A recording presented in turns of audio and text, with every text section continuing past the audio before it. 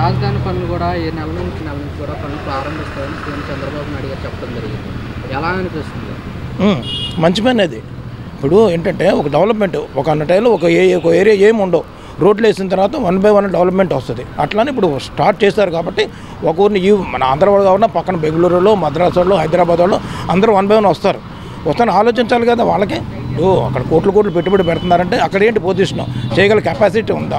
మనం కాలేజీలోనో అక్కడ ఒక హాస్పిటల్ మంచి హాస్పిటల్కి వెళ్తాం, డాక్టర్ మంచివాడే కాదని చూసిన తర్వాత అప్పుడు హాస్పిటల్లో ట్రీట్మెంట్ చేయించుకుంటాం. ఒక కాలేజీలో పిల్లల్ని జాయిన్ చేయాలని ఆ కాలేజీ విషయం చూసుకొని జాయిన్ చేస్తాం. అట్లానే రాష్ట్రంలో పెట్టుబడి పెడుతున్నారంటే ఓహో ఈయన చేయగలడు అని కాస్త అవగాహన వస్తుంది. ఇప్పుడిప్పుడే పెట్టుబడులు పెడుతున్నారు. మంచి రోజులు ఆంధ్రాకి వస్తాయి. అందరూ బాగుండాలి. వీళ్ళు పిల్లలు అక్కడికి వెళ్ళిపోతున్నారు. వాళ్ళు సాఫ్ట్వేర్, వాళ్ళ ఆడపిల్లలకి జీతాలు ఎంత వస్తున్నాయి? తల్లిదండ్రులు సంపాదించలేనంతే వస్తున్నాయి. 20,000, 30,000, 40,000, 50,000, 60,000. నేను ఒక కాలేజీలో చూస్తున్నాను 50 లక్షల రూపాయల ప్యాకేజీ. ఇవన్నీ ఎక్కడి నుంచి వస్తున్నాయి? సాఫ్ట్వేర్ ఎక్కడి నుంచి వచ్చింది? చంద్రబాబు నాయుడు దగ్గర నుంచి వచ్చింది. కాస్త మనకి విజన్ ఉండాలి కదా. మన బయట మార్కెట్కి వెళ్తున్నామంటే ఏం కొనాలి, ఎక్కడ కొనాలి, ఏంటని తెలవాలి. తెలవకుండా వెళ్ళిపోయిన మనం ఏం చేస్తాం? ఫిష్ మార్కెట్కి వెళ్ళి కూరగాయలు కొనుక్కోలేము, కూరగాయల మార్కెట్లో ఫిష్లు కొనుక్కోలేము, అంతే కదా. ఐరన్ సెంటర్కి ఐరన్ ఆర్ట్కి వెళ్ళిపోయే సరుకులు కొనుక్కోలేము. అంటే మనకు నాలెడ్జ్ అనేది ఉండాలి. నాలెడ్జ్ ఉన్న వ్యక్తి ఇప్పుడు వచ్చారు కాబట్టి దాంట్లో సెంట్రల్ గవర్నమెంట్ సపోర్ట్ ఉంది కాబట్టి పవన్ కళ్యాణ్ గారు కూడా సపోర్ట్ చేస్తున్నారు, మంచిగానే సపోర్ట్ చేస్తున్నారు. ఆయన ఇప్పుడిప్పుడే ఆయన వృద్ధిలోకి వస్తున్నారు కాబట్టి ఆయన మంచిగానే డిసిషన్ తీసుకున్నాడు. గట్టి వాళ్ళు ఉండాలి.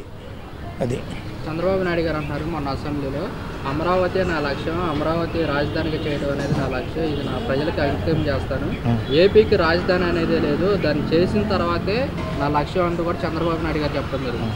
అవును, ఫస్ట్ నుండి ఒక పేరు అనేది పెట్టింది. సీట్లు లేని టైంలో సీట్ ఇచ్చారు, సీట్లు కూర్చొని దానికి ఒక అంటే మనం ఏదైనా ఒక ఇల్లు కొనుక్కోవాలంటే 100 చూస్తాం, 100 పక్కల చూస్తాం. సెంటర్ పాయింట్ ఎక్కడ ఉంది, రోడ్డుకి దగ్గర ఎక్కడ ఉంది, మన హాస్పిటల్ దగ్గర ఉంది, మెయిన్ రోడ్డు దగ్గర ఎక్కడ ఉంది, మన ట్రావెలింగ్ దగ్గర ఎక్కడ ఉంది, బస్ స్టేషన్ దగ్గర చూసుకున్నాం. అట్లానే సెంటర్ పాయింట్ చూసి దాన్ని అనౌన్స్ చేశారు. కిందటి వాళ్ళు కాదన్నారు, అది వాళ్ళ ఒపీనియన్, దానికి ఎవరైతే చెప్పేది కాదు. దీనికి వచ్చేటప్పటికే ఈయన మంచి పాయింట్ తీసుకున్నాడు. దాన్ని డెవలప్ చేయాలి, డెవలప్ చేస్తేనే బాగుంటుంది. సీటు లేకుండా వచ్చిన తర్వాత డెవలప్మెంట్ చేస్తున్నాడు.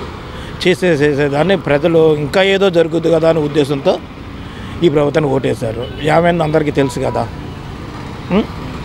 అది ఇప్పుడు ఈయనకి మళ్ళీ మొత్తం తీసుకొని రావాలి.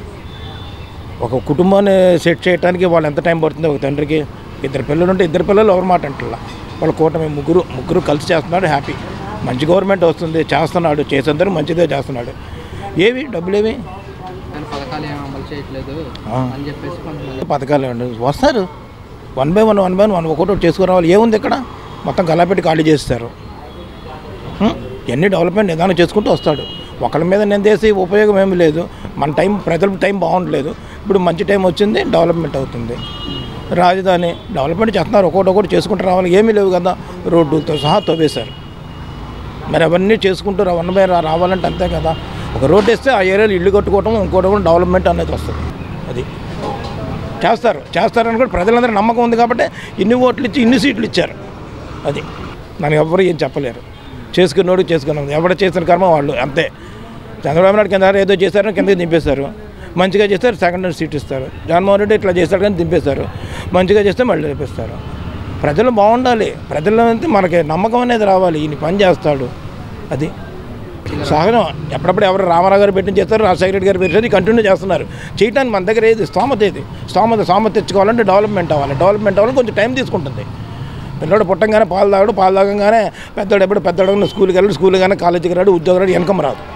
అవును కదా. ఒక 18 సంవత్సరాలు పడుతుంది ఇన్కమ్ తీసుకురాండి. వాళ్ళ ఇంజనీర్ రాబట్టే 20 ఏళ్ళకే ఒక తల్లిదండ్రికి లేని కుటుంబం వాళ్ళు ఇంజనీర్ని చదివించినా వాళ్ళకి 20 ఏళ్ళకో 25 ఏళ్ళకో జీతం తీసుకొస్తున్నాడు, ఇంటి తల్లిదండ్రికి ఇస్తున్నాడు.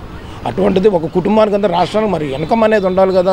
ఆ ఇన్కమ్ అనేది ఉన్నప్పుడు డెవలప్మెంట్ అనేది ఇస్తాడు, పథకాలు ఇస్తాడు, దాన్ని ఏమి పాడు చేయడు, ఇస్తాడు. నమ్మకంతోనే కదా. 1 by 1 ఒకటి గ్యాస్ పథకం అన్నారు, తీసుకొచ్చారు. అవును కదా. అట్లనే పింఛన్ 4,000 చేస్తాడు కదా. అంతకుముందు వికలాంగులకి ఎంత ఇచ్చేవాళ్ళు వచ్చారు, వికలాంగులకి 6,000 ఇచ్చారు. మరి అది పెంచాడు కదా. వీళ్ళకి కొంచెం వాళ్ళకి కూడా వాళ్ళకి ఇచ్చాడు. అట్లా నన్ను పెంచుకుంటూ వచ్చాడు. మరి ఇవన్నీ చూసుకుంటూ వస్తున్నాడు కదా 1 by 1. అది అందరికి ఇస్తానంటున్నాడు, అది మంచిదే కదా. చూసివ్వండి. ఇప్పుడు ఇచ్చారనుకోండి, అవతలోడు ఎంక్వైరీ తీసి అవతలోడు అప్లికేషన్ పెట్టాడు, వాడి స్టేటస్ ఏంటి ముందు ఎంక్వైరీ తీసి ఇవ్వాలి.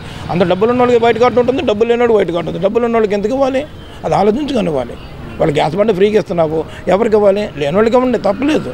లేని వాళ్ళు లభ్య చేయండి. వాళ్ళంతా మన ఏరియాలో అంతా మిడిల్ మిడిల్ నుంచి గ్లో వాళ్ళకి హెల్ప్ చేయండి.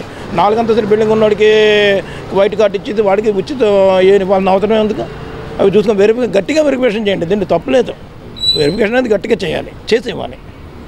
వాలంటీర్ వ్యవస్థ గురించి ఏమంటారు? కొనసాగించట్లేదు వాళ్ళకి. వాలంటీర్ వ్యవస్థ అనేది కొనసాగించడమే మంచిది మా ఉద్దేశం. గవర్నమెంట్ ఉద్దేశం మనకు తెలియదు. ఎందుకంటే వాళ్ళు వచ్చిన తర్వాత ఇప్పుడు డోర్ టు డోర్ వచ్చి పింఛన్ ఇచ్చారు ఒకటి, తర్వాత ఇక ఆ పథకాలు ఈ పథకాలు వచ్చి ఇన్ఫర్మేషన్ ఇస్తున్నారు, కొంతవరకు బెనిఫిట్. ఇంతకుముందు ఇప్పుడు ఒకరికి ఇచ్చాం అనుకో, వాళ్ళ దగ్గర కూర్చుంటే ఆయన ఉండొచ్చు లేకపోవచ్చు. ఒక కార్పొరేటర్ దగ్గరికి వెళ్ళి కూర్చున్నాం అనుకో, గంట పడుతుంది 2 గంటలు పడుతుంది మనం మాట్లాడటానికి, అవకాశం ఉండట్లా, అందరూ ఒకేసారి వెళ్తున్నారు. దీనివల్ల ఏంటంటే కొంతవరకు బాగుంటుంది, ఇబ్బంది ఏమి లేదు, వాళ్ళు ఉంటే బాగుంటుంది. అందరికీ ఎట్లా ఉద్యోగాలు ఇస్తానన్నారు, ఆ ఉద్యోగాలు లేదు వీళ్ళకి ఇవ్వమనండి, బతుకు బాగుపడతారు. 10,000 ఇస్తానని అనౌన్స్ చేశారు, తప్పు లేదు. 10,000 రూపాయలు ఇచ్చేది దాన్ని బట్టి ఇప్పుడు ఆయన 50 ఏళ్ళకి ఒక వాలంటీర్ పెట్టారు, మీరు 100 ఏళ్ళకి వాలంటీర్ పెట్టి తగ్గించుకోండి, ఇన్కమ్ కావాలి కదా ఇవ్వడానికి, వాలంటీర్ తగ్గించుకొని 100 ఏళ్ళకి ఒకరికి ఇచ్చేది గ్యాదర్ చేసుకున్నారనుకో, కొంతవరకు బెనిఫిట్. గవర్నమెంట్కి ప్రెషర్ పడదు, వీళ్ళకి ఉద్యోగాలు తీసేశారని కూడా మాట కూడా ఉండదు. 2 విధాలుగా బాగుంటుంది కదా.